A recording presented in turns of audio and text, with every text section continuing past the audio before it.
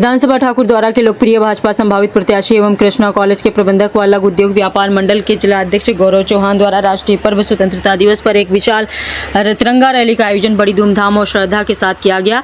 विशाल तिरंगा रैली के आयोजन की सराहना करते हुए नगर एवं ग्रामीण क्षेत्र के हजारों समृद्ध व्यक्तियों ने भाग लिया। यह तिरंगा रैली का प्रारंभ कृष्णा कॉलेज से प्रारंभ होकर नगर के प्रमुख मार्गों से होते हुए पुनः विशाल तिरंगा रैली कृष्णा कॉलेज में पहुंचने पर समापन किया गया। गौरव चौहान द्वारा निकाली गई विशाल तिरंगा यात्रा रैली का नगरवासियों द्वारा नगर के दर्जनों स्थानों पर फूल बरसाकर स्वागत किया गया तथा कई स्थानों पर जलपान की व्यवस्था भी की गई। विशाल तिरंगा रैली के दौरान पूरे ठाकुर द्वारा नगर की जनता को तिरंगे के सम्मान में समर्पित देखा गया और भारत माता की जय, वंदे मातरम एवं शहीदों के बलिदान को लेकर बहुत सारे नारे नगर में गूंज उठे। विशाल तिरंगा रैली में शामिल जनता द्वारा गौरव चौहान को आगामी चुनाव में भाजपा के सशक्त प्रत्याशी के रूप में नगरवासियों द्वारा देखते हुए सराहना की गई। ब्यूरो चीफ सफदर अली की रिपोर्ट।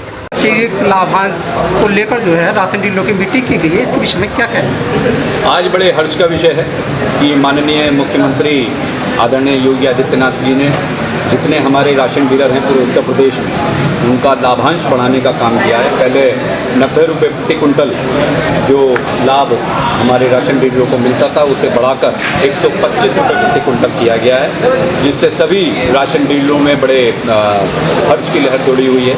और मैं भी बहुत बहुत धन्यवाद आदरणीय मुख्यमंत्री आदरणीय योगी आदित्यनाथ जी का करना चाहता हूँ कि उन्होंने इतना बड़ा लाभ हमारे राशन डीलरों को दिया और बहुत बहुत धन्यवाद। उसी के उपलक्ष्य में आज ये हमारे ब्लॉक सभागार में एक मीटिंग आयोजित की गई थी, जिसमें सभी हमारे ठाकुर द्वारा ब्लॉक और बिलारी ब्लॉक के सभी राशन डीलरों को बुलाकर उन्हें सम्मानित करने का काम हम सब लोगों ने किया। सर, सांसद रुचि वीरा जी जो के द्वारा यात्री सेट बनाए गए हैं जिसमें 7.5 लाख रुपए की उसमें लागत दिखाई गई है, लेकिन सर वो जनता के द्वारा बताया गया है कि वो 2 लाख में से भी कम में बनकर तैयार हुए हैं। इस विषय में क्या कहना चाहिए? रुचि वीरा समाजवादी की सांसद हैं और उनसे ये प्रश्न किया जाना चाहिए।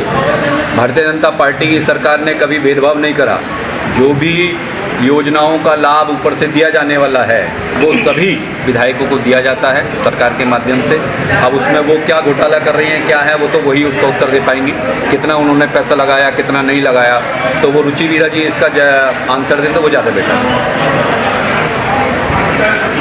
सर, जैसे कि राशन डीलरों के यहाँ वितरण किया जाता है, पता चलता है कि पर्यवेक्षक की अनुपस्थिति में राशन वितरण किया जाता है और वो मानक के अनुसार नहीं दिया जाता है। इसके विषय में क्या कहेंगे?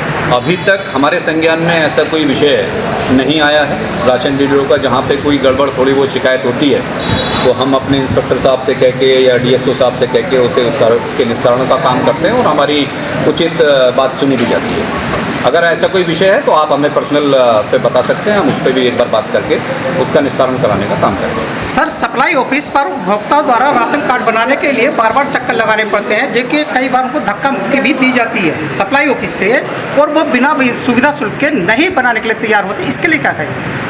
सुविधा शुल्क का तो ऐसा हमने कभी सुनने में नहीं आया। अगर ऐसी कोई विषय है तो जांच का विषय है। अगर इस तरह से कोई बात अगर संज्ञान में आती है तो निश्चित रूप से उस पर कार्रवाई होनी चाहिए और उसे दंडित किया जाना चाहिए, क्योंकि भारतीय जनता पार्टी सरकार की मंशा है कि पंक्ति में अंतिम खड़े व्यक्ति जो वाकई में पात्र व्यक्ति है उसको सभी योजनाओं का लाभ निःशुल्क मिलना चाहिए। अगर इसके लिए हम एक बार यहाँ डीएसओ साहब से सप्लाई इंस्पेक्टर साहब से बात करेंगे। अगर कोई ऐसा विषय आपके संज्ञान में है तो एक बार बात कर लेंगे। सर, सप्लाई में राशन कार्ड बनाने के लिए दलालों का प्रतिबंधित है, लेकिन वहाँ पर दलाली के माध्यम से राशन कार्ड बनाए जाते हैं।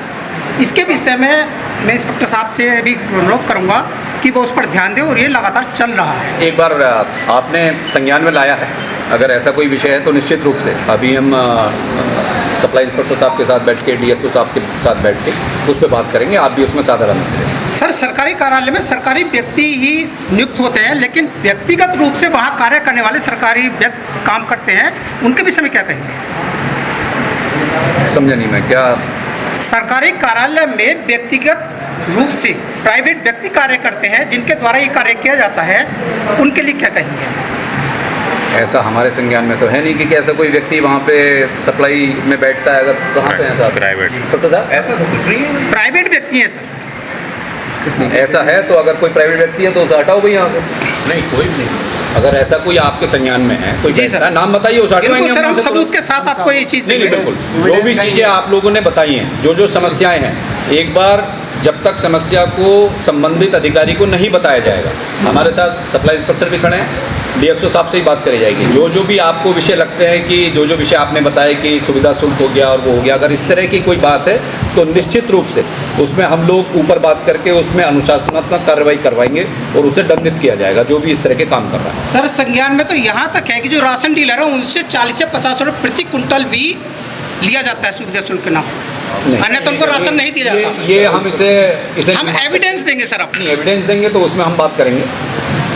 उसमें डीएम साहब के ऊपर जो हमारे अधिकारी हैं जितने भी, हम लोग उन्हें अवगत कराएंगे और निश्चित रूप से आपकी जो समस्या जो आपने बताई है एक एक करके हम उस पर चिंतन करके बिंदुवार उस पर चर्चा करके उसके निराकरण के लिए हम सब लोग काम करेंगे। ठीक है सर, दुख का विषय ये भी है कि जो मीडिया में है, जो भी मीडिया कर्मी हैं, कुछ लोग जाते हैं हमारे साथी तो उन्हें पहचान सप्लाई दफ्तर से उन्हें निराश कर दिया जाता है। नहीं, आप तो इस बार हमारा चौथा स्तंभ हो और मीडिया अपने